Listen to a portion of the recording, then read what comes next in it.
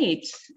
Well, thank you all and good evening. My name is Alicia Barrett with Binny's, and thanks for joining us as we celebrate all things Malbec, specifically Argentinian Malbec, in advance of Malbec World Day this Sunday, April 17th. And I'm absolutely thrilled to be joined tonight by a star-studded panel, kind of the who's who, if you will, of Argentine wine. And so on your screen, briefly, I'll go through everyone that's going to be speaking tonight. We'll first see and hear from Susana Balbo, talking to us tonight about her Ben Marco Malbec. And Susana was the first woman to graduate with a degree in enology in Argentina and has been a pioneer in the industry ever since. So Susana, so glad to have you. Thank you very much. It's a real pleasure to be here. Everybody talking about Malbec, our signature variety, for us is our flagship variety. The wines we are showing today is the Ben Marco Malbec from Chacalles. Chacalles is a very special place. It has an extraordinary soil composition in between sandy, stony soil with some lime, and delivering into the wine a beautiful fruitiness and outstanding character from Malbec. And maybe some of your customers are having different labels. This one is the old one. However, we just launched the new label, so they are coexisting in the market. So the people who is drinking the wine, both labels are the same wine. It's just because we renew our presentation for Ben Marco. Ben Marco is a wine that shows the character of the terroir mainly because it's driven, his production is driven by Edgardo del Popolo, our CEO and one of the most recognized viticulturists from Argentina. And he would like, when we make the wines, we just make minimum intervention, and also he try in the grapes he delivered into the winery to have a very strong concentration and beautiful purity, and we do all our procedures respecting this quality he achieved in the vineyard. And the aging of this wine is made in barrels of second use, just for 11 months. We don't use new oak because what we would like to have in this wine is to have just the character of the grapes, the beautiful cherry flavors and violet flavors that are one of the most difficult descriptors to achieve in Malbec, and in this wine is already. And the color is very deep and beautiful tannins. It has the tannins are very fine grain, very beautiful balance in between the tannins composition in the mouth and the length in the wine. Pretty unusual for Malbec to have a beautiful length, because sometimes Malbec is very tempted to be full body in the mouth. However, in the finish, sometimes it's a little short. This Malbec, and mostly the Malbec coming from Uco Valley and high altitude vineyards, has a beautiful length that become the wines very memorable in your mind and your palate. Thank you, Susana. And you have seen the wine industry kind of really transform over the last couple decades. What do you think about Malbec in particular has kind of attracted, especially the export market, to Argentina? Why do you think people have fallen in love with this grape in particular? Well, I think something beautiful that happened to Malbec in Argentina is all the producers, we look after very closely the quality of the grapes, and the grape are showing the character that the grape can achieve in different soil profile, in the different terroirs, showing to the consumers the elasticity and also the several different flavor profiles and the different, I can say, like different faces. And this is unique in Malbec. And Malbec, for me, really find out the place in Argentina. We have the larger surface in the world of Malbec, and the quality of our Malbec is absolutely unbeatable from other countries. And in the last 20 years, Malbec finally, from all the producers, came over to very high quality. All consumers that are picking a bottle of Malbec are going to be pleased for the quality we are delivering into the bottle. Thank you so much. And Susana, we have lots of questions for you, and when we bring the panel back together at the end, we'll be sharing those. I do want to bring in Veronica real quick, the US and Canada Director for Wines of Argentina. And Veronica, can you give us a quick snapshot of what is Malbec World Day? And we are celebrating this Sunday. It is Easter too, but we still are encouraging everyone to use tonight to find a Malbec that sounds delicious and enjoy that this weekend. But yeah, Veronica, tell us, Malbec World Day, what is that? Perfect, thank you. So Malbec World Day is a global initiative created by Wines of Argentina that seeks to promote Malbec Argentino in the world and celebrate the success of the Argentine wine industry as a whole. The first celebration was actually in 2011 and managed to position itself as a historic event in promoting Vino Argentino worldwide. But just to give you a quick history of the Malbec grape, as these amazing winemakers will tell you specifically about their wines, Malbec is originally from the southwest of France, more specifically the region of Cahors. And the varietal is really Cot is what they refer to there. And Cot has a harsher tannins, greener, leaner in style. And it was introduced by a French agronomist named Michel Pouget. And in April 17th, 1853, when they first opened that agricultural school, which was called Quinta Normal, they asked Michel Pouget to run the school in the hopes that he would basically adapt French varietals, Malbec included, Malbec Cabernet, etc., into the soils of Mendoza. So 10 years later, after the school opened up and they started planting these varietals, especially Malbec, phylloxera happened to hit in Europe, mainly devastating all the vineyards of the southwest of France, and just overall. And what happened that Argentina, with a few other regions, Chile and Cyprus, were exempt from phylloxera because of our natural barriers, the Atlantic Ocean, the mountains. Phylloxera never came in. So Argentina is the only country to have the original Malbec vines that are from true French heritage. So now towards the end of the 19th century, Argentine viticulture experienced great growth from the immigrants, French and Italian. Most of the panel here is probably Italian by nature, so a lot of immigrants. And they noticed that Malbec actually adapted really quickly to our rugged landscape, and they actually produced better wines than in Europe, or I should say the southwest of France. So by 1962, we see that most of the vineyards were planted with Malbec, about 22% of them. And in 1974, they sent the first exported Malbec to the United States. It was registered during that time. And as we get on through the 1900s, in the early 90s, we started seeing focus more on terroir, and that's why these winemakers are here today to tell us more about the wines. They established the first DOC, Luján de Cuyo, excuse me, and it's really to establish and promote and protect the development of Malbec. So since then, these wine producers have begun to focus on origin and terroir and making really terroir-driven wines, especially within Malbec. So today we just want to celebrate all their hard work that they've done as far as coming through and really giving out this unique expression of Malbec. And so again, we're just here today on April 14th in advance of April 17th to bring the Argentine viticulture and then Malbec back to light. So we're here to honor our winemakers who are part of our history, making Malbec for us to enjoy here today.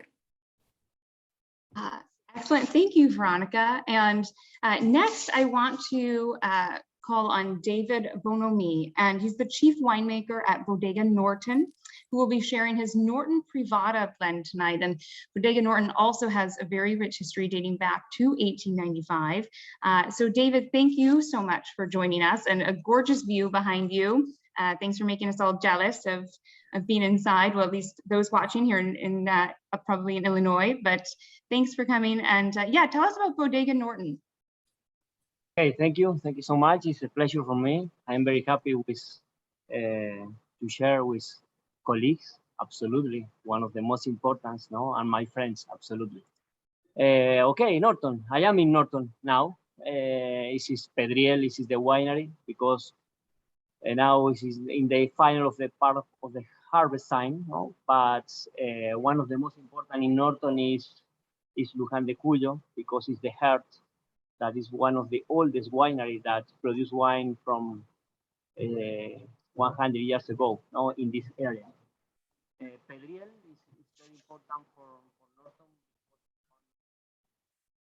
First Malbec that introduced in the country, in the States, in 1971 to export to Boston. No, Norton Malbec, 1971 was the one of the first 100% of Malbec. No, then the second Malbec that Norton produced, very important, was in 1974 for the local market. But this is the most important varietal that Norton has today.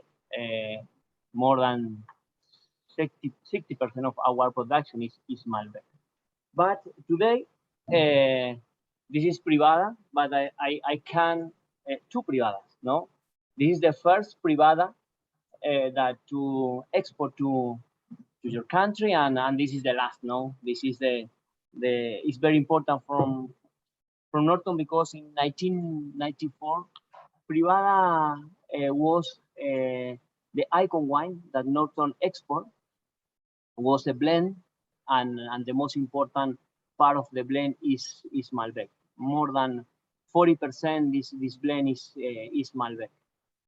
In this occasion, in my bucket there are the Andes, but it's very important in Luján de Cuyo, the Andes, because it's our wall to protect our vineyards. It's a special soil. It's an alluvial, but it's different to mention Susana. In Pedriel is clay soil, absolutely. It's a little deep and mixed with a little rocks, no, but in the superficie. But is the most important is clay soil. It's very deep. It's very gentle from the vines. This is the reason that Norton has two vineyards. One is that, and in front of the winery, Norton has two vineyards that produce approximately for more than 100 years. No, this is a very historic Malbec in this area. This Malbec is picked approximately in the final of March, or no more than the first weeks in April. They're one of the most important characteristics that this Malbec is the aging potential. No, when I try the oldest bottles that Norton has in the library, it's incredible that the gentle condition in the mouth, the profile from the nose, and this is one of the most important characteristics that Malbec. This is the aging potential. And in this case, this blend is produce the fermentation in a very small steel tanks, but then aging during approximately 1 year and a half in barrels, in the first and second use barrels. But one of the most important characteristics is the color. The color that Malbec is very intense, it's very deep. And in this case, there are complexity. One of the most important characteristics that this Privada is the complexity. Very polished, the tannins in the mouth, very good extractor, but it's very juicy in the middle of the palate. This wine has this similar condition that the first wine. No, you can drink in a very nice condition from many years.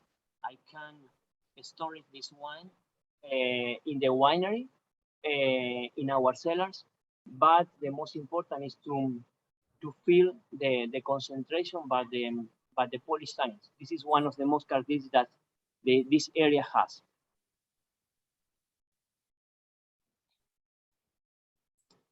Alice? Sorry about that. If a customer is shopping for Malbec and tonight we also have obviously some Malbecs from the Uco Valley, and you mentioned you are up in Luján de Cuyo. What would you just tell them stylistically they should expect in the representation from that region that maybe differs slightly from the Uco Valley? You touched on the clay soils that you have, but anything else just in terms of what they can expect in the wine? One of the most important things is the tannins, the sensation of the tannins. No, our tannins in Luján de Cuyo is sweet. This is the most important thing. It's polished. No, it's very round, and it's a little less acidity that in compare with Uco. No, in Uco there are more acidity, and one of the most important things in Luján de Cuyo is to can drink very young the wines. No, this is the similar condition that Susana mentioned, that our window in Luján de Cuyo is very open because the harvest time I can pick Malbec in the first weeks in March and finish in the last part of April. No, there are a very important window. Depend the style. No, this is is very plastic in this condition. No, it's the window is very long time in this. But the reason is the soil and the climate condition that provide a very healthy condition to maintain in a very fresh condition the berries from the Malbec. Yeah, and you definitely see that tannic structure that you were talking about here. I feel the tannins are they're nice and fine, giving great support to the wine. And this is a great showcase of Malbec as a blend, having a little bit of Cabernet and Merlot in this. And I think the Merlot adds softness to the palate, no doubt. So absolutely beautiful. I think that this blend has the heart at Malbec, no, but in the acidity, the Merlot add the acidity, and the Cabernet Sauvignon add the part of the concentration. No, this is the most important. Malbec is the body, no, and I think that is the hand or the legs. There are the others, the other variety. That is very nice, complementary to Malbec. Yes. Yeah. Thank you, David, so much from Bodega Norton, drinking at the Privada tonight. We'll come back to you with a couple of questions that have been submitted here at the end. Next, now I want to go to Sebastian Zuccardi, and third generation of the Zuccardi family. Sebastian, for all of you kind of nerds out there, can go into soil type with you for days, I'm sure, but we'll spare you this evening. And it was his grandfather that first planted their vines back in 1963.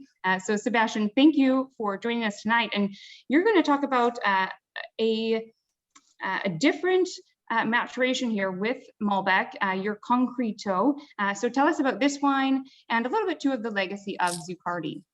Okay, first, for me, Malbec has two very important things for us. First is that Malbec is part of our history.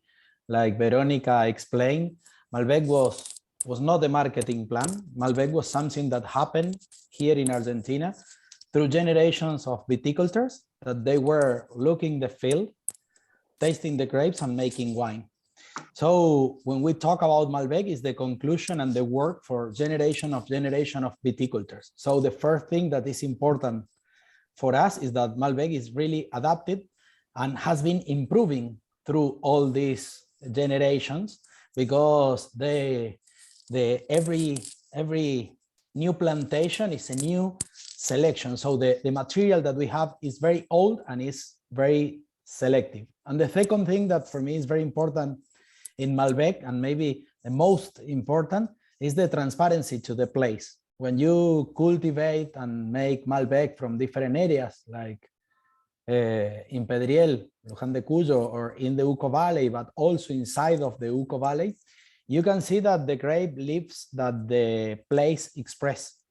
And for me, this is a very important thing. So the history, the selection, but also the transparency that has the grape to the place. So I believe that really is the best vehicle to express our areas.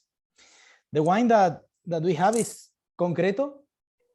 Concreto comes from a village in the Uco Valley that the name is Paraje Altamira. The Uco Valley is the area in Mendoza closer to the Andes. So I like to say that we make in all Mendoza, but especially in the Uco Valley, mountain wines. That everything that happened in the area is in relationship with the mountain. The landscape, when you are in Mendoza, immediately you see the mountain. The second thing is the climate. We live in a desert in high altitude, and the altitude gives to us cooler areas, but with a very pure sunlight. And this is unique because we cultivate in cold areas with sun, that this is not usual. The third thing is the water that comes from the Andes. The fourth thing is the soils. All the soils where we are cultivating are alluvial soils. That means that millions of years ago, all the material was in the Andes, and then when the glaciers melt, all the water moved the materials where we walk and where our vines grow. And the fifth thing is that we are mountain people. When you wake up in Mendoza, immediately you know before to open your eyes where is the mountain. So our character is really near to the mountain. So I like to say that we make mountain wines. In particular, this wine comes from Paraje Altamira. It's a place at 1,100 meters of altitude. It's the beginning of an alluvial fan. So one of the main important characteristics of this area are the soils.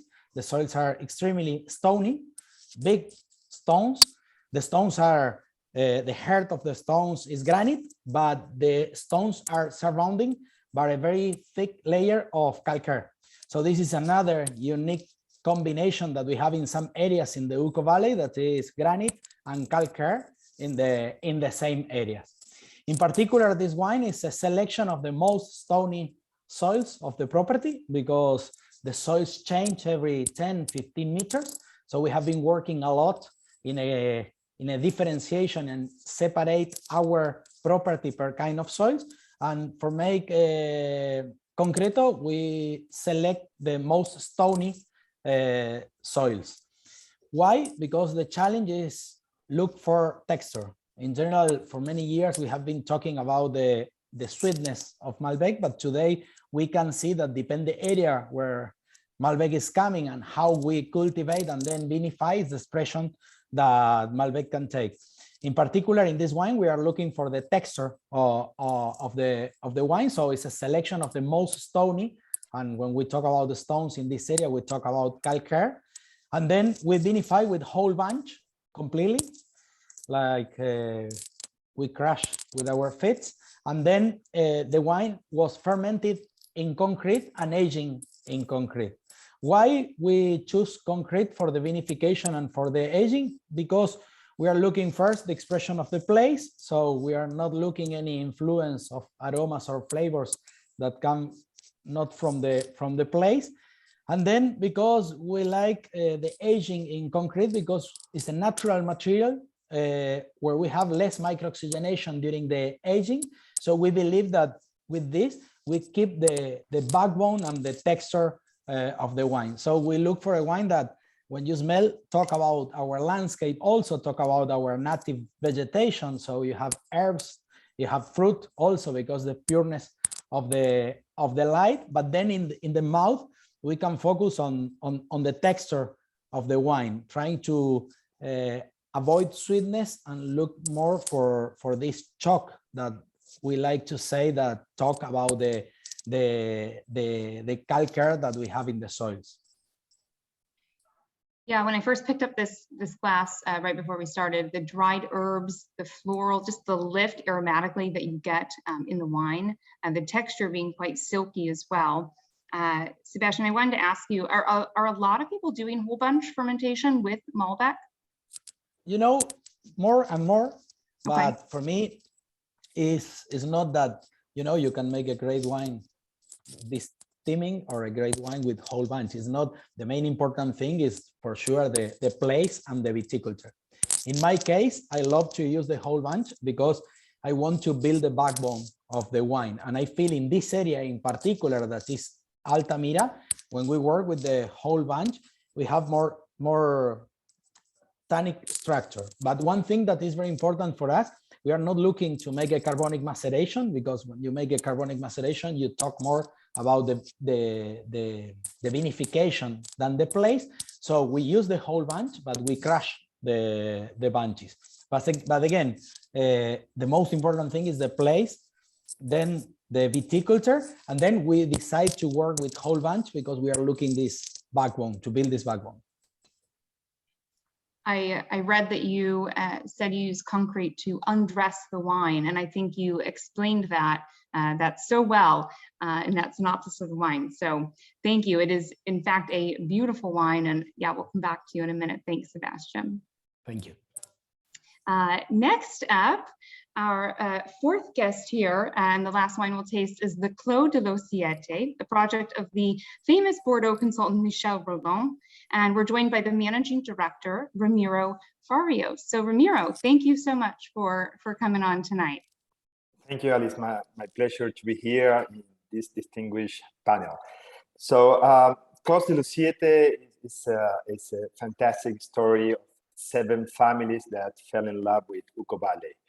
The important thing about these families, there are 7 families that own wineries in Bordeaux, and they were led by Michel Rolland's kind of over 20 years ago to come down to Ucobale, and together they launched a project of 2,000 acres in the Ucobale at 4,000 feet of altitude.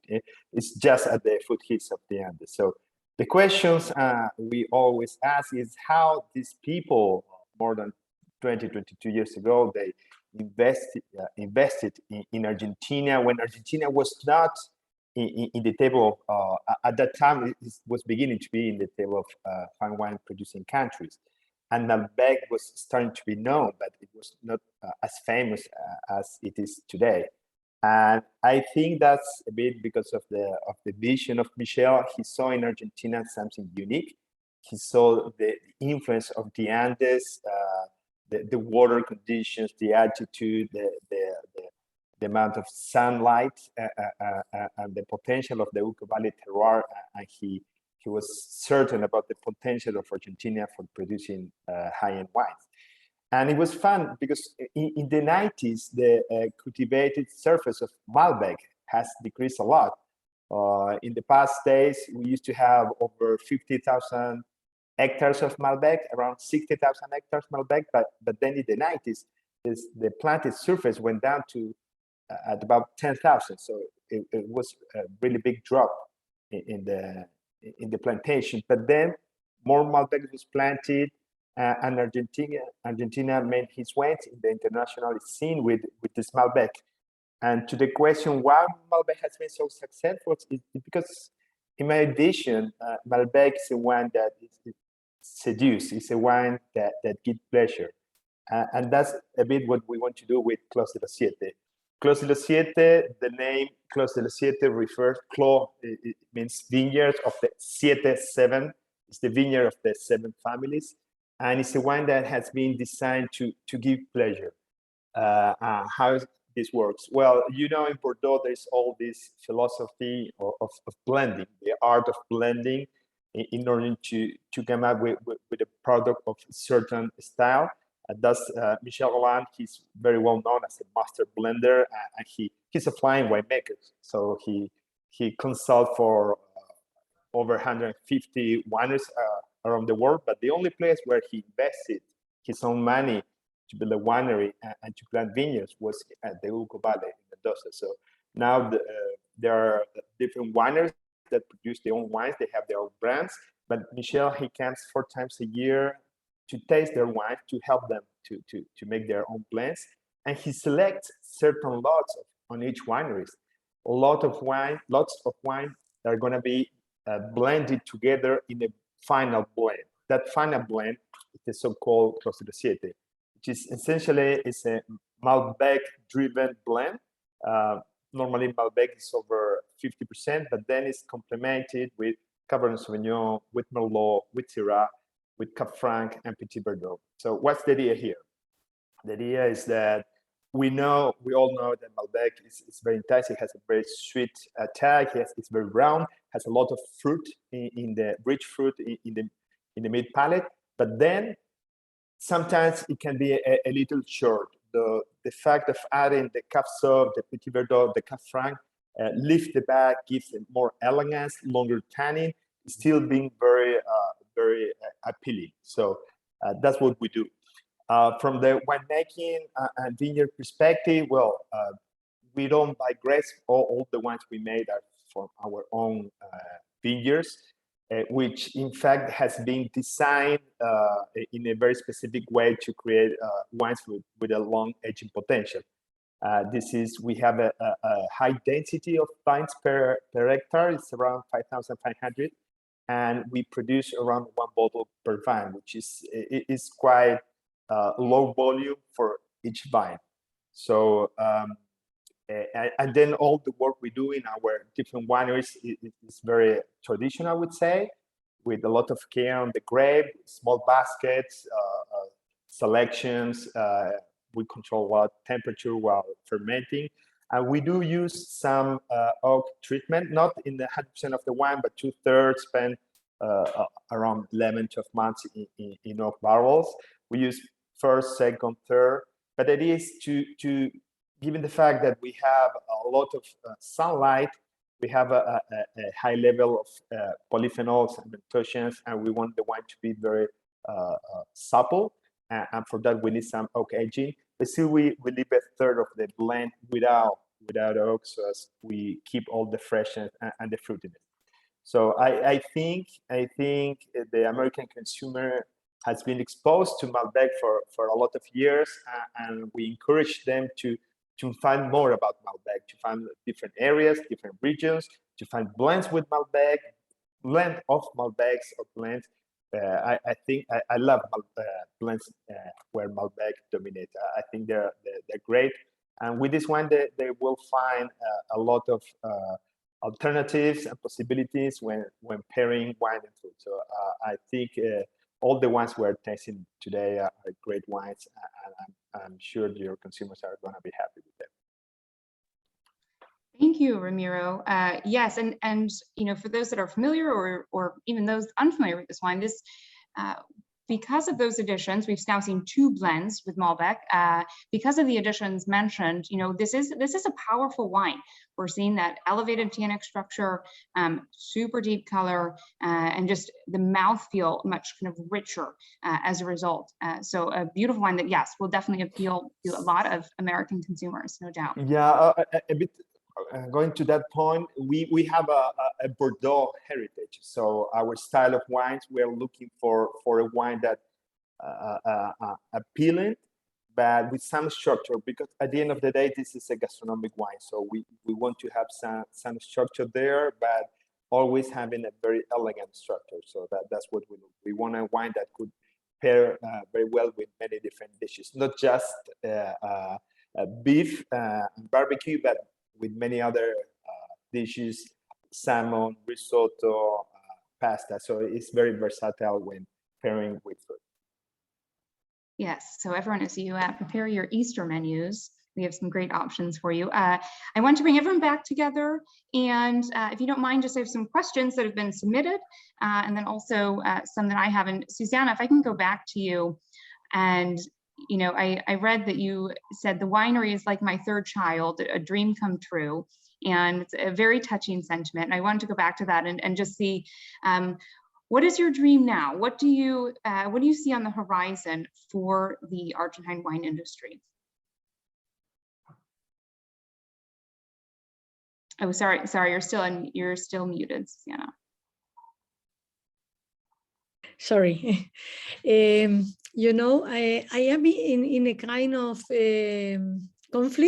life conflict, because usually what happens in my life when I'm dreaming with something, my dreams become true.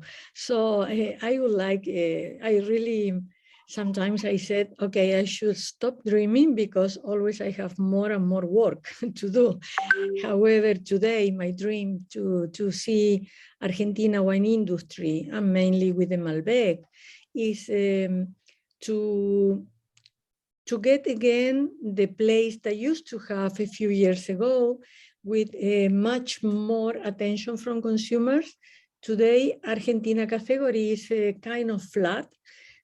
However, I think a consumer still needs to discover the hidden treasure that are Argentina wines, mainly Malbec. But today we are just cheering for Malbec World Day. However, Argentina is much more than Malbec, and Argentina has such a huge potential.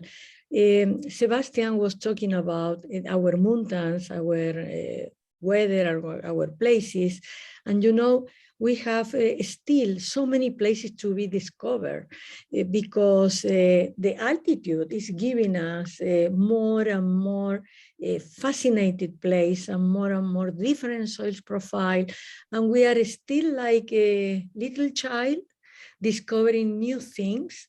So my dream is to have consumers and the world discovering this fascinated place that is Argentina, and Mendoza in particular, and these unique things we have to deliver into the market. So lots more to discover, it sounds. And are the new kind of sites that you're imagining that have yet to be explored? You mentioned altitude. How high up do you think you can plant the vine? And is it just altitude? Are there any other areas within Mendoza that are attracting interest right now for winemakers? Well, most of we are still discovering in high altitude because weather is changing all over the world. I don't like to talk about global warming because there is cycles in the world story about weather. So it's not exactly global warming. However, we are facing some drought or some longer season or shorter like this year, because last year we have late frost and early frost. So our season was shorter than usually. And the slope in the mountains and the different facings against the sun exposure facing the northeast, and we have the advantage to grow the vineyard where the climate is absolutely perfect to develop the best quality points in each variety, mainly with Malbec. Malbec is a variety that adjusts their season according with the place is growing. I remember many years ago, we did with other people some clonal selection with many different Malbecs. And we selected clones with very short season and clones with very long season in the same variety. So we have Malbec that could adjust for different altitudes, different exposure to the sun, different soil profile, and facing whatever the weather is delivering to us. And we are still exploring. According with altitude, my son has a very high altitude vineyard here in Mendoza, which is very cold. And however, year after year, we are surprising what we can achieve. We are exploring, we are still exploring. When you go northern Argentina in Salta, there is a vineyard at almost 3,000 meters above sea level. Mendoza is 33 latitude south. It's cold climate. And also, for instance, in Gualtallari, we have from Winkler 1 to Winkler 3 just in one area for the mountains influence. So this is fascinating, and people needs to discover this from Argentina.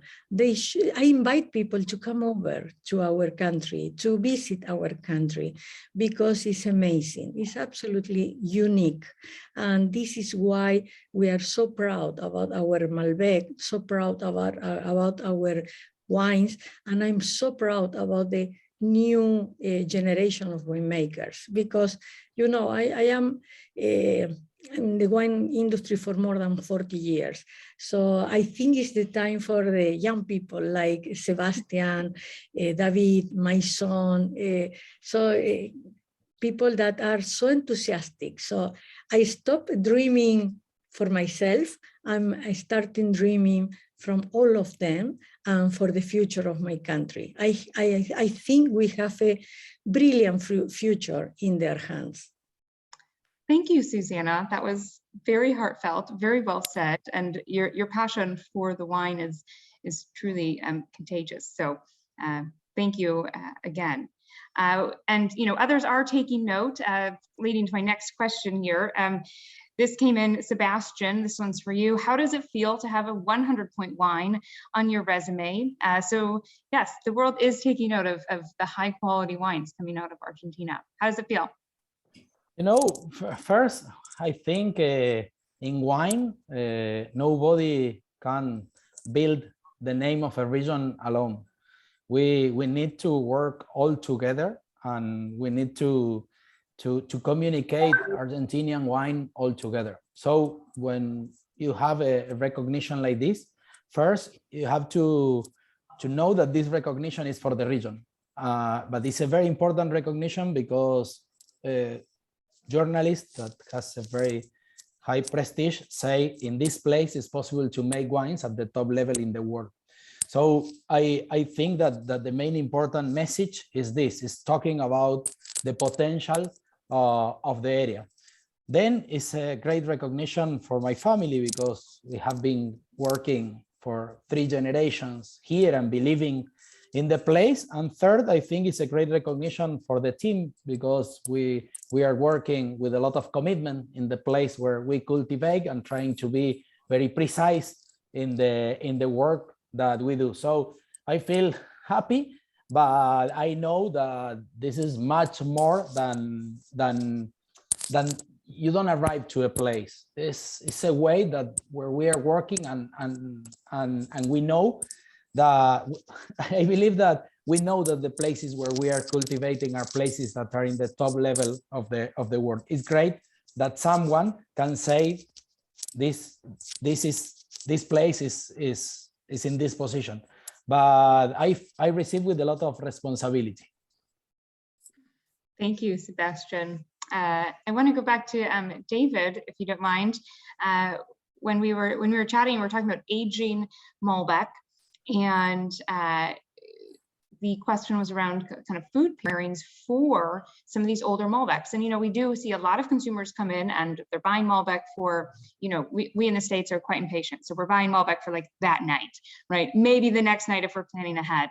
But if we have managed to lay down some of the kind of fabulous examples that are produced and are age worthy, what do you recommend eating with those? And others can weigh in as well.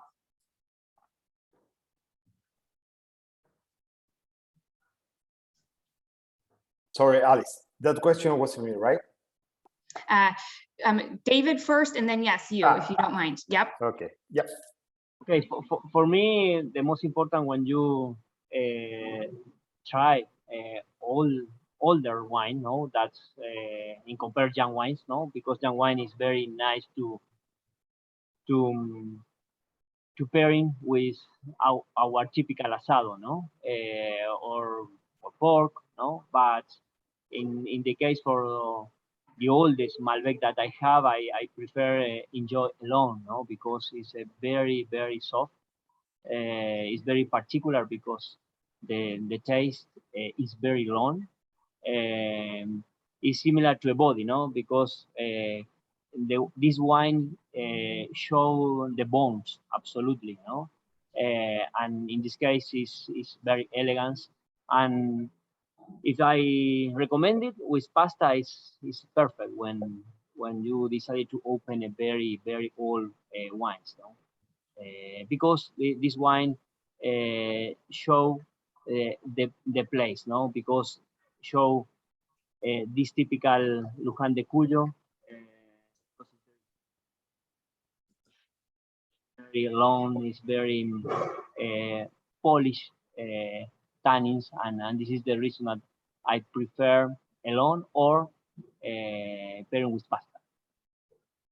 Thank you, David. And Ramiro, what are your thoughts? Or no, I think we're still learning. I've been exposed to the French culture where they like to taste old wines. In Argentina, maybe like in the US, we tend to drink more younger wines. So when you start drinking older wine, you start to see more subtle characteristics on the wines, the good evolution of the wine, the texture. And I think we need to explore. There's not a recipe you need to explore, but if you're tasting an old wine, you can drink it on its own, or you can look for a dish with a combination of a little of acidity, a little of fat, sometimes not too much strong flavors, because normally when you have an aged wine, you have some more subtle aromas and taste. But in any case, I think it's a matter to experience with different cheeses or with different dishes, not too strong to go well with an aged wine. Excellent, thank you. Please, all wines is perfect combination with good friends, absolutely, with family, and after lunch or dinner, no, because it's the best moment, no. Finish all foods, no, with the best friends. You can open a very old bottles. That is greeting card worthy, David. Thank you. One question here for everyone just before we wrap up, and I know this has come in from an attendee, and I know we are focused on Malbec, but as you say, a lot of brilliant wines coming out of Argentina. So the question was just, what would you recommend others, our consumers try from Argentina other than Malbec? So maybe what do you enjoy drinking when you're not having Malbec and you're having a wine from Argentina? Sebastian, we'll start with you. Okay. Something that is very interesting, what is happening with whites in Argentina. For many years, we were considered like a red wine country, but today we can see that we have a great weather for whites. And also we have a lot of history about whites, because with a grape like Torrontés, that is our national grape, and the only country that you can find Torrontés is here. It's very interesting to see the expression. Then you have another grapes like Semillon that are part of the history. All the old Malbec vineyards were planted always with Semillon, and many of the old Malbec vineyards has Semillon in the middle. But especially when we go up and when we climb close to the mountain, we have great climate conditions for whites, and especially with the combination of the soils that we can find. And today there are a lot of people working very deep in whites. So I think it's interesting to put attention in what is happening with the white movement in Argentina. Awesome, plenty of whites on our shelf here, so do check those out as well. Susana, what are you drinking from Argentina when it's not Malbec? Well, I totally agree with Sebastian. I'm drinking whites and rosé because there is a revolution. I really love whites and rosé from Argentina. And despite that as well, I love Cabernet. Cabernet from Argentina is a hidden treasure, absolutely hidden treasure. The value for money is outstanding. However, today, my tendency is to have a glass of white or rosé before dinner or before food, and then I drink the wine I like to pair with my food. Excellent. Ramiro? Yes, well, I agree with Susana and Sebastian. Something that I see a brilliant future is for Cab Franc. Yeah, I mean, the amount of Cab Franc planted in Argentina is very low compared to Malbec. And I would say it has not the same reputation that Malbec, but I foresee a brilliant future, because It has a very spicy profile, spicy in the mouth, spicy in the aromas, and I like the style of Argentina Cab Franc. Blended, there's a lot of straight Cab Franc, but I really like. I mean, depending on the time of the day, I enjoy as well a white or rosé. But when it comes to eating, I really much appreciate Cab Franc as well. And David. White blends, absolutely. Now it's very exciting. It's very exciting, the white blends, and Susana produces very nice white blends. Because my friend shared me a couple of bottles. No, but this is absolutely. And the second is Cabernet Franc. Cabernet Franc blending with Malbec is one of my favorite wine. That's when I need to open a new bottles, no? There you have it. White wines and some Cabernet Franc, in addition to your Malbec. Ladies and gentlemen, I just want to thank you so much for your time tonight as we celebrate the grape of Malbec from Argentina. And we saw so many different expressions. We saw very kind of fun and lively. We saw one that was blended to create a much more kind of softer, rounder profile. We saw another blend in a Bordeaux style. And then we saw a very kind of fresh expression out of concrete. So lots of different expressions of Malbec out there. So continue to explore the shelf, everyone. And Sebastian, Susana, David, Ramiro, and Veronica, thank you so much on behalf of Binny's for your time tonight and sharing all of your knowledge and passion with our customers. Thank you. Thank you very much. Thank you. And I Thank you would so like much. to highlight the support that Binny's always do with Argentinian wines. Thank you very much. Our pleasure. Thank you very Have a much, wonderful Alice. weekend. Thank you, Veronica, for this event. I think it's very important to get consumers in touch with winemakers and producers. That's a great job you do here. Thank you. Thank you so much. It's a pleasure. Happy Easter for everybody. Yes, happy Easter. Have a wonderful weekend, everyone. Thank you. Bye-bye. Bye-bye.